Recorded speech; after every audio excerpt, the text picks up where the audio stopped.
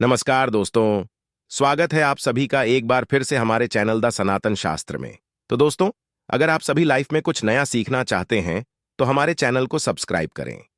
हे दोस्तों, पूरे 500 सालों के बाद बन रहा है दिव्या दुर्लभ महाशुभ संयोग 28 अक्टूबर साल की सबसे बड़ी पूर्णिमा, शरद पूर्णिमा चंद्र ग्रहण। इस दिन चुपचाप गाय को खिला दें। ये एक छोटी सी चीज, रोडपति भी होंगे, करोड़पति मिलेंगी, सभी संकटों और कष्टों से मुक्ति, मृत्युदंड, पितृ दोष तुरंत होगा खत्म। पूरे साल आपके घर में भरे रहेंगे अन्न धन के भंडार, यूं कहें कि आपकी 7 पुश्तें तक करेंगी रुपयों पैसों पर। राजमा लक्ष्मी के आशीर्वाद से आपकी 7 पीढ़ियों तक बैंक बैलेंस बढ़ता चला जाएगा। सभी दुख दर्द संकट कष्ट होंगे दूर और सुख आपके कदमों में आ जाएंगे, सुख आपके कदम चूमेंगे यदि आप यह एक छोटी सी चीज गाय को खिला देते हैं 28 अक्टूबर यानी कि शरद पूर्णिमा के दिन। दोस्तों, यकीन मानिए, तत्काल गरीबी समाप्त हो जाएगी। आपके जीवन से गरीबी का नामो निशान खत्म हो जाएगा। गरीबी जड़ से दूर हो जाएगी हमेशा के लिए।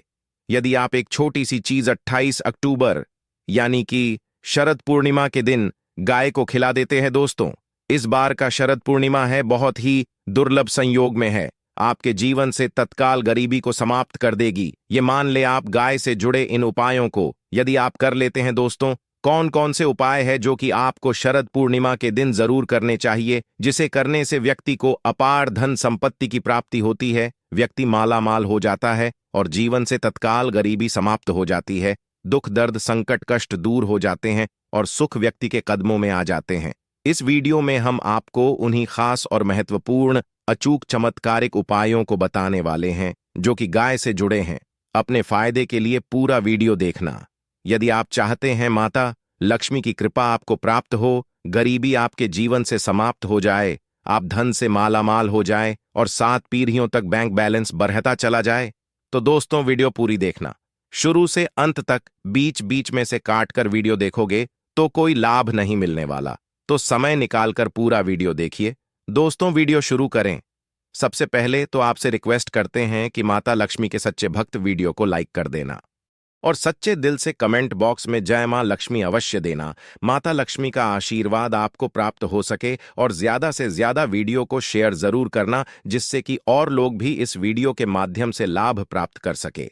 दोस्तों, आपको बता दें कि अश्विन मास के शुक्ल पक्ष की पूर्णिमा को शरद पूर्णिमा कहते हैं। ये हैं शरद पूर्णिमा के नाम से भी जानी जाती है। वैदिक ज्योतिष में पूरे वर्ष में केवल इसी दिन चंद्रमा 16 कलाओं का होता है और इससे निकलने वाली किरणें अमृत के समान मानी जाती हैं। उत्तर और मध्य भारत में शरद पूर्णिमा की रात्रि को दूध की खीर बनाकर चंद्रमा की रोशनी में रखी जाती है। मान्यता है कि चंद्रमा की किरणें खीर में पड़ने से ये कई गुनी गुणकारी और लाभकारी हो जाती है, यूं कहें कि अमृत के समान हो जाती है और मां लक्ष्मी प्रसन्न मुद्रा में रहती है। इस दिन व्यक्ति के जो भी रोग दोष है वे दूर हो जाते हैं। इस खीर का सेवन करने से यदि आप अगले दिन इस खीर का सेवन करते हैं प्रसाद स्वरूप, तो आपको लाभ होगा, धन लाभ होगा। ये मान लें आप, और शरद पूर्णिमा के दिन आपको संभव हो सके तो किसी पवित्र नदी में स्नान करना चाहिए और इस दिन अन्न धन वस्त्र जो भी हो दान जब धर्म के कर्म जरूर करें इस दिन, और यथाशक्ति के अनुसार जैसा आपसे बने दान धर्म के कर्म जरूर करें। और इस दिन आपको पूर्णिमा व्रत की कथा सुननी या फिर पारायण जरूर चाहिए और कथा से पूर्व एक लोटे में जल और गिलास में गेहूं और पत्ते के दोने में रोली और चावल रखकर कलश की वंदना करें और दक्षिणा चढ़ाएं। और इस दिन आपको अधिक से अधिक भगवान विष्णु जी मतलब लक्ष्मी का ध्यान करना चाहिए, विधि विधान से पूजा करनी चाहिए। और इस दिन आपको भगवान शिव, मां पार्वती और भगवान कार्तिकेय की भी पूजा करनी चाहिए। सभी मनोकामनाएं आपकी पूर्ण जाएंगी, ये मान ले आप। और दोस्तों, अब बात करें कि आपको गाय से जुड़े कौन कौन से उपाय इस दिन शरद पूर्णिमा के दिन करनी चाहिए, जिससे कि आपके जीवन से तत्काल गरीबी समाप्त हो जाए, सभी दुख दर्द संकट कष्ट हैं वे दूर हो जाएं और सभी सुख आपके कदमों में आ जाएं, सुख आपके कदम चूमे और माता लक्ष्मी की कृपा आपके ऊपर सदैव बरसे। चलिए शुरू करते हैं। गाय से जुड़ी कौन कौन से उपाय आपको शरद पूर्णिमा के दिन करनी चाहिए, चलिए शुरू करते हैं। दोस्तों, सनातन परंपरा में गाय, गंगा और गायत्री का बहुत ज्यादा धार्मिक महत्व है। मान्यता है कि गौ माता के शरीर पर 33 कोटि देवी देवताओं का वास होता है। गौ माता की सेवा एवं पूजा करने वाले जातक पर इन सभी देवी देवताओं की कृपा बरसती है। गौ सेवा से न सिर्फ इस जन्म के बल्कि पूर्व जन्म के भी दोष दूर हो जाते हैं। प्रत्येक सुबह जब आपके घर में भोजन बनना प्रारंभ हो तो सबसे पहले बनाई गई रोटी को आप गोमाता के नाम से निकाल दें और भोजन करने से पूर्व गोमाता को इस रोटी को खिलाएं। यदि संभव हो तो काली गाय को खिलाएं। यदि काली गाय ना मिले तो सफेद गाय को भी आप खिला सकते हैं। प्रत्येक पूजा और मांगलिक कार्य में गोमाता या उनसे जुड़ी चीजें जैसे गाय का गोबर, गोमूत्र, गाय का दूध अथवा गाय के दूध से बना घी अवश्य शामिल करें। इससे आपको पुण्य की प्राप्ति होगी। सनातन परंपरा के अनुसार जिस घर में गाय होती है उस घर से जुड़े सभी वास्तु दोष स्वतः ही समाप्त हो जाते हैं। किसी भी पूजा में गाय से प्राप्त पंचगव्य युक्त पदार्थ का उपयोग अवश्य शामिल करें, क्योंकि पंचगव्य के बिना कोई भी पूजा पाठ और हवन सफल नहीं होता। तो वो कृपा पाने के लिए प्रतिदिन, सप्ताह अथवा महीने में परिवार एक बार गौशाला जाने का नियम जरूर बनाएं और वहां गायों को हरा चारा जरूर खिलाएं। इससे आपको शुभ फलों की प्राप्ति होगी और साथ ही साथ गौ सेवा और गो पूजा से 9 ग्रह शांत हो जाते हैं और इनसे जुड़े दोषों का निदान हो जाता है। गर्मियों में गोमाता को पानी पिलाएं और सर्दी में गोमाता को गुड़ अवश्य खिलाएं। ध्यान रखें कि गर्मियों में गाय को गुड़ ना खिलाएं। अनेक देवी देवताओं को अपने शरीर पर धारण करने वाली गोमाता से जुड़े कई शुभ और अशुभ संकेत भी होते हैं।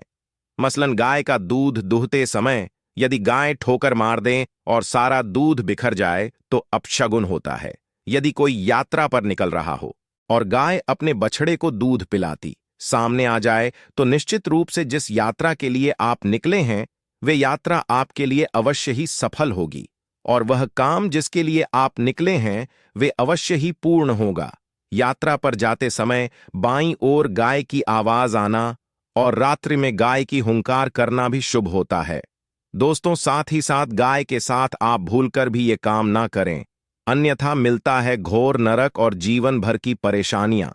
दोस्तों, गाय को राष्ट्रीय पशु बनाए जाने और इन्हें मौलिक अधिकार दिए जाने की बात हो रही है तो सवाल उठता है कि गाय जब भारतीय संस्कृति का अहम हिस्सा है तब भी गाय के साथ लोग खराब व्यवहार कैसे कर लेते हैं। गाय दर दर भटकती रहती है, भरपेट इन्हें चारा तक लोग नहीं देते। गाय जब तक दूध देती रहती है तो उनकी सेवा होती है और जैसे ही दूध देना बंद कर देती है तो लोग इन्हें उनकी किस्मत पर छोड़ देते हैं, सड़कों पर और गलियों में भटकने के लिए।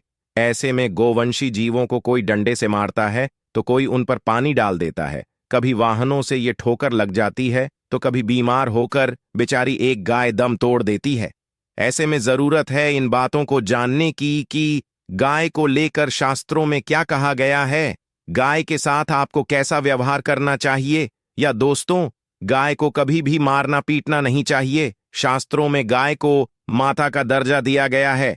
गाय को मारने पीटने वाला माता को मारने पीटने वाले के समान पाप का भागी माना जाता है। ऐसे घरों को नरक लोक में वर्षों तक कष्ट भोगना पड़ता है, अगले जन्म पशु योनि में मिलता है।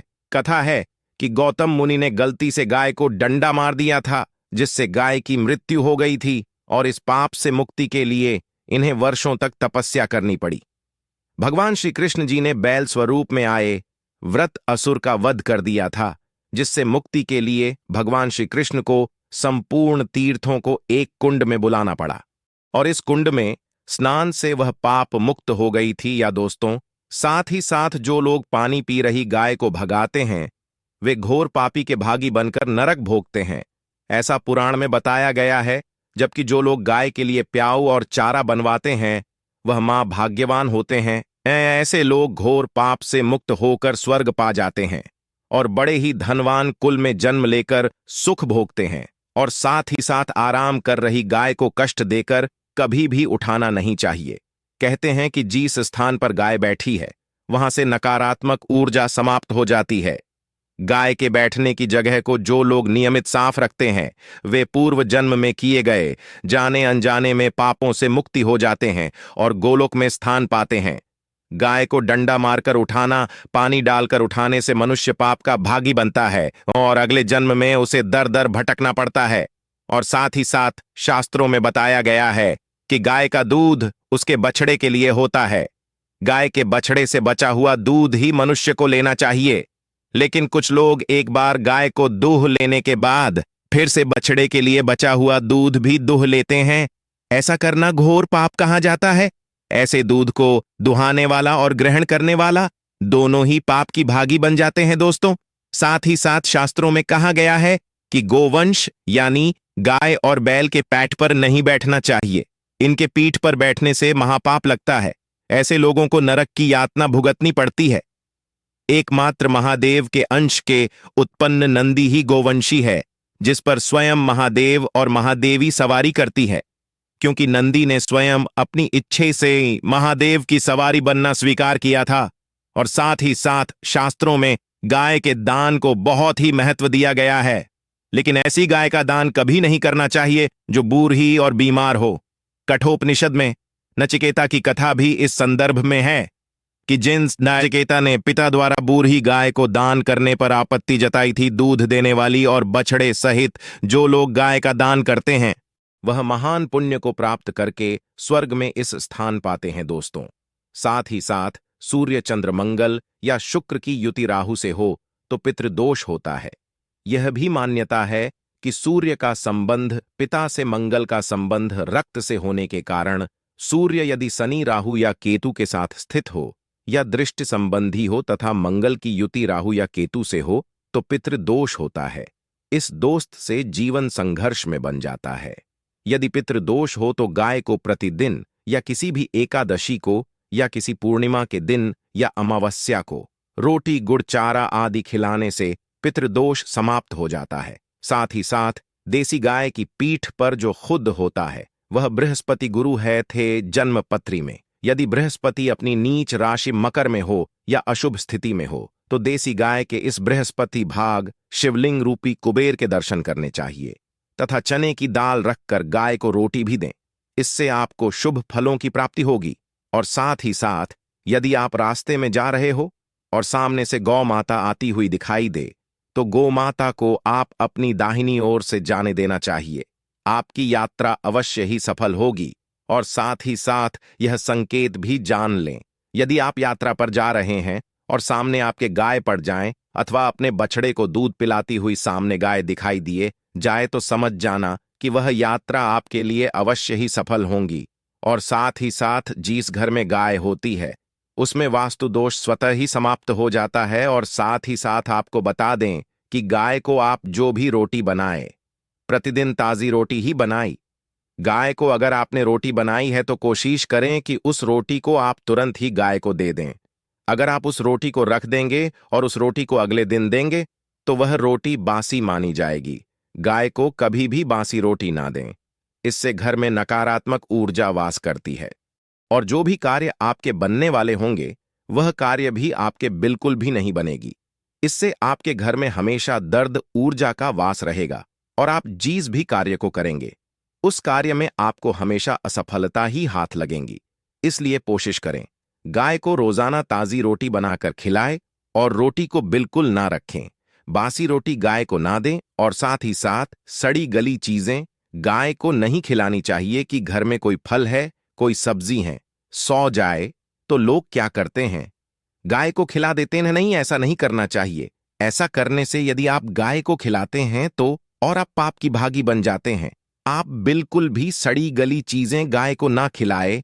और साथ ही साथ आप आटे की लोहियां बनाकर उनके ऊपर हल्दी लगाए। इसके बाद आप उन 11 को एक एक करके गाय को खिलाए। प्रत्येक लोई को खिलाते समय गाय के सींगों पर आप हाथ से नहीं, पीठ पर हाथ पे नहीं, मस्तक पर हाथ पैरे माता गाय की आप चरण के स्पष्ट करें। या दोस्तों, ऐसा करने से आपके समस्त कार्य बनने लगेंगे। जो दुख का समय चल रहा है वे भी समाप्त होगा। आपके जीवन में खुशी है, खुशी होंगी। और एक बार आप 7 बार गाय की परिक्रमा भी कर लें तो आपके समस्त कार्य पूर्ण होंगे। और साथ ही साथ आप गाय को जब भी रोटी दे, रोटी पर या तो आप थोड़ी हल्दी लगा लें या थोड़ा गुड़ रख लें। अगर गुड़ ना हो तो आप थोड़ा मिश्री रख सकते हैं, थोड़ा घी रख सकते हैं। या दोस्तों, गायब हो कभी भी सूखी रोटी ना खिलाए। सूखी का मतलब गाय की वो जो रोटी रखें, खिलाए उस पर कुछ ना कुछ रख कर खिलाए। हल्दी रख लें, गुड़ रख लें, मिश्री, घी, अब जो भी रख लें, मतलब खाली रोटी नहीं खिलानी है।